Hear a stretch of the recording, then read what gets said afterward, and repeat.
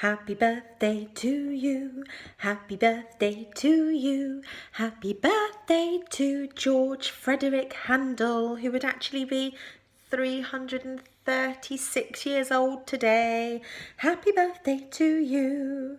Yes, that's right. Today it is the birthday of the composer of the week, and that is George Frederick Handel, who was born on this very day, the 23rd of February, in 1685.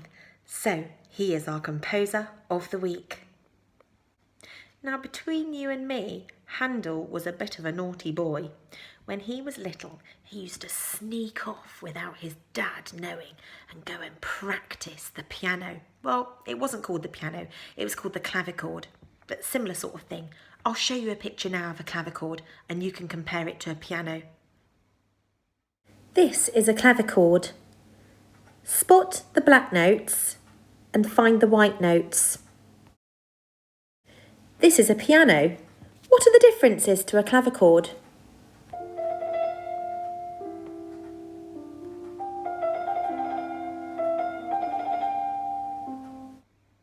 His dad didn't want him to be a musician. He knew that musicians weren't very wealthy. He wanted him to be a lawyer or a doctor and go and earn loads of money. But Handel had other ideas. He couldn't help thinking about music. He just wanted to compose. So he did. And by the age of 10, Handel had already mastered the art of playing not one, not two, but 3 instruments. The violin,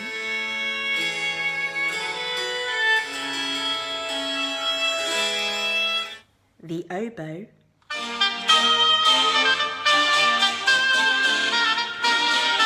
and the organ.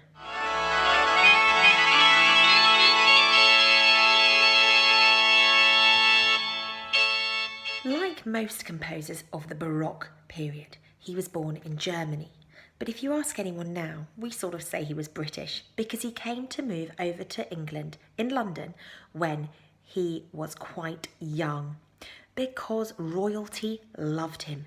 They paid him £200 a year just to write for their royal processions. And in those days, that was a lot of money. George I absolutely loved Handel, and he wanted him to compose some music to be played on the River Thames. He said to Handel, "Compose some music to be played on the water." Handel thought long and hard. What shall I call it? Oh, what shall I call it? To be played on the water. Music to be played on the water. He thought long and hard, and then he called it water music. Have a listen.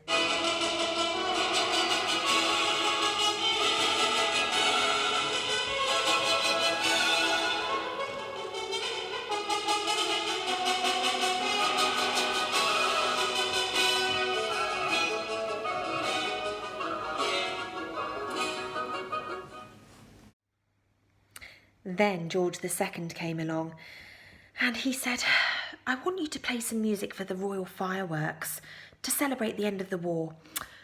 Music for the royal fireworks. What should we call it? Handel thought long and hard. "I know," he said. "We'll call it Music for the Royal Fireworks." Have a listen.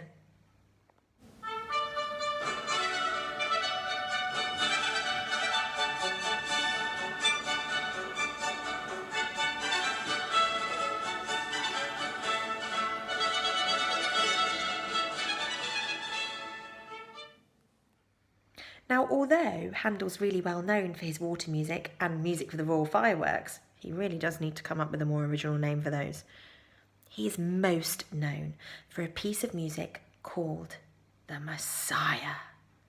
It's a huge oratorio, lots of singing, lots of instruments, and it goes on for ages. You might recognise this very famous song from it.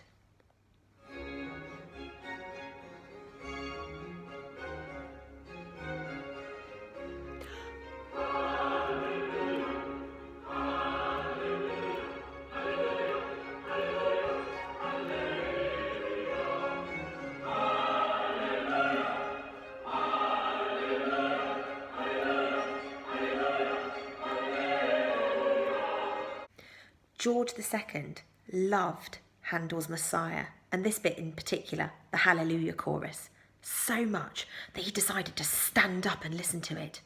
And ever since then, whenever it's played, audiences just stand up because, well, it caught on, and now audiences think that that's the right thing to do. So don't forget, if you ever hear this piece of music, stand up. So Handel was a pretty awesome composer, and despite being almost completely blind, he composed 42 operas and so many other pieces of music. Why don't you have a listen to some of his music today? Don't forget, Handel's from the Baroque period. Baroque and roll. Rock and roll, baroque and roll. Get it?